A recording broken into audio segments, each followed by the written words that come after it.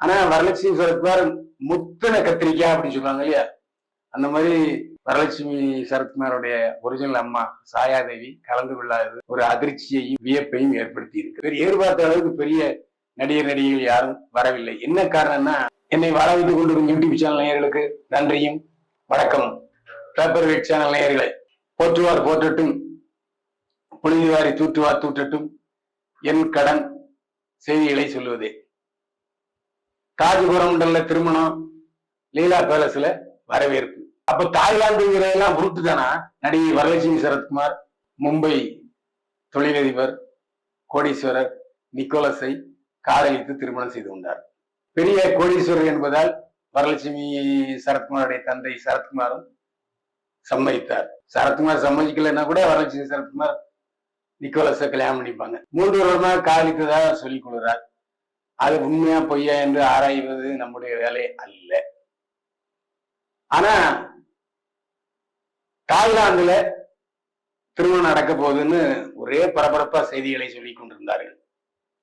தாய்லாந்துல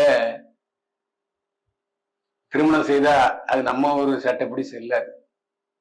2வது, தாய்லாந்துல திருமணம் செய்யறதுக்கு அங்க ஏகப்பட்ட விதிமுறைகள் இருக்கிறது. அதெல்லாம் தெரியாம உருட்டிட்டாங்க.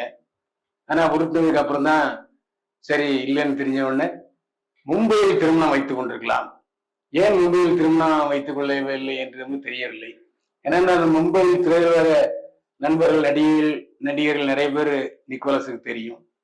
ஆனால் இங்கே சென்னையிலே தாஜ்புரம் திருமணம் நடந்தது. திருமணத்துக்கு முந்தின நாள் மருதாணி வைத்துக் கொள்கிற நிகழ்ச்சி நடந்தது. அதுக்கப்புறம் வரலட்சுமி சரத்குமார் கழுத்தில் நிக்கோலஸ் தாலி கட்டினார். மகளுக்கு திருமணம் ஆகிவிட்ட சந்தோஷத்துல வரலட்சுமி சரத்குமாரும் ராதியாவும் குமாங்குத்து தமுக்கலடி தப்பு டான்ஸ் ஆடினாங்க. பரபரப்பா இருந்துச்சு. ஏன்னா தாஜ்புரம்ல கச்சேரியோ பரதநாட்டியமோ நடத்தல, அதுக்கு போல அவங்களே டான்ஸ் ஆடிட்டாங்க. சந்தோஷம்தான். இதுல முக்கியமான விஷயம் என்னன்னா, ராதியாவை திருமணம் செய்து கொண்ட பிறகு வரலட்சுமி சரத்குமாருடைய அம்மா சாயாதேவியை விவாகரத்து செய்து விட்டார் சரத்குமார்.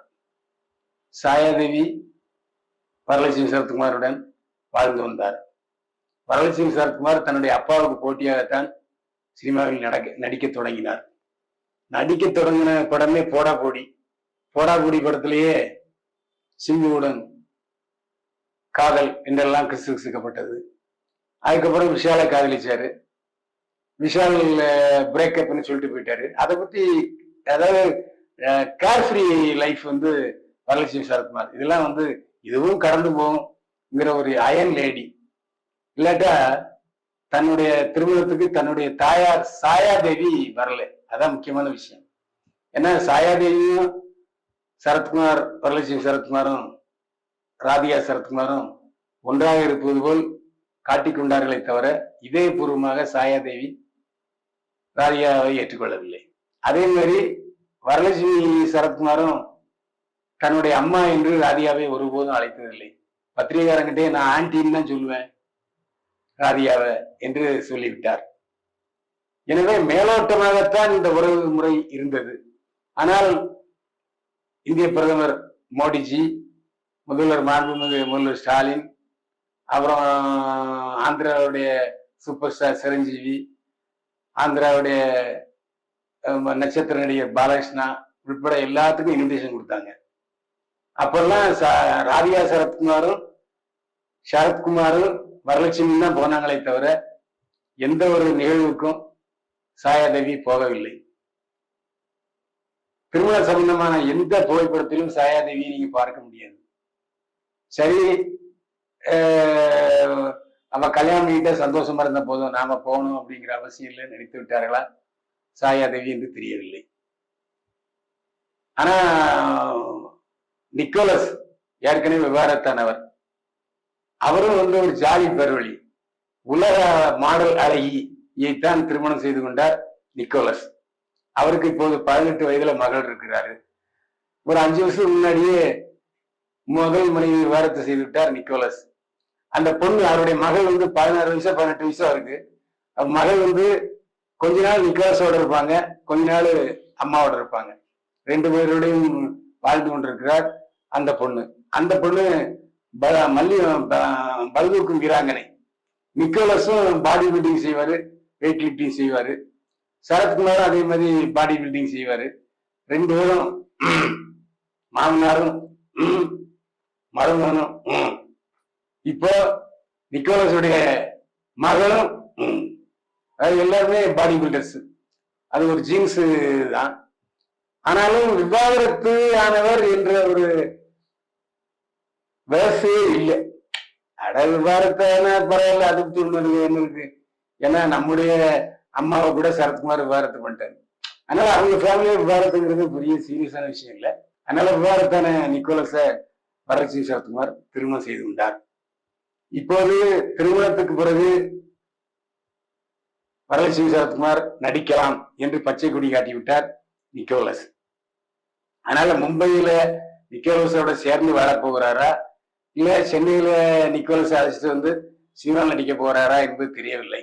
ஆனால் நிக்கோலஸ் அங்கு ஒரு பெரிய புராதன பொருள்கள் விற்பனை கடை வைத்திருக்கிறார். அது கோடிக்கணக்கான ரூபாய் மதிப்புள்ள பொருட்கள் இருக்கு. அங்கேயும் பிசினஸை கவனிக்கணும் நிக்கோலஸ். அதனால பாதி நாள் சென்னையிலையும் பாதி நாள் மும்பையிலும் இருப்பாராங்கிறது சரியா தெரியல.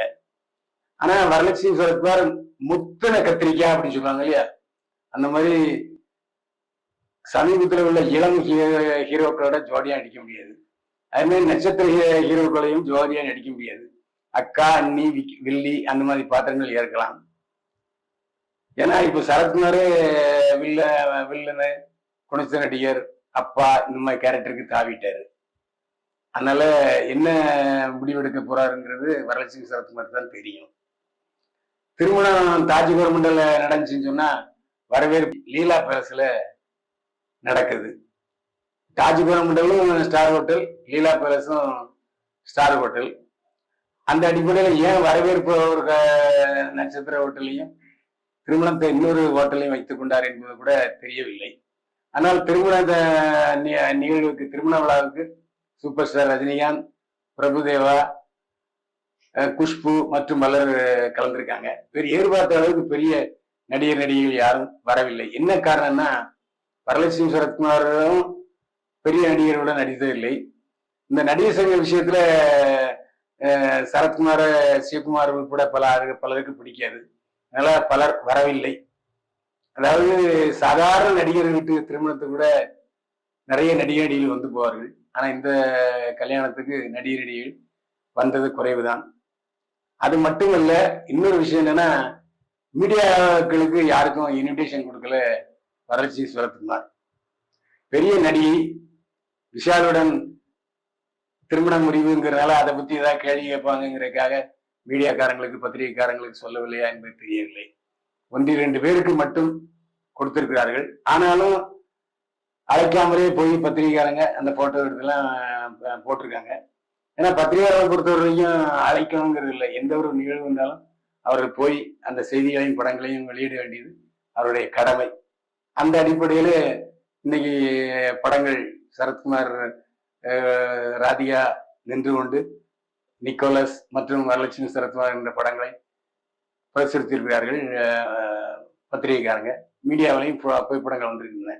ஆனால் எந்த நிகழ்விலும் வரலட்சுமி சரத்குமாருடைய ஒரிஜினல் அம்மா சாயாதேவி கலந்து கொள்ளாதது ஒரு அதிர்ச்சியையும் வியப்பையும் ஏற்படுத்தி இருக்கிறது. நேயர்களே, யதார்த்தமான உண்மை தகவல்களுக்கு பேப்பர் சேனலை சப்ஸ்கிரைப் பண்ணுங்க, ஷேர் பண்ணுங்க. மீண்டும் சந்திப்போம். வாழ்க வளமுடன்.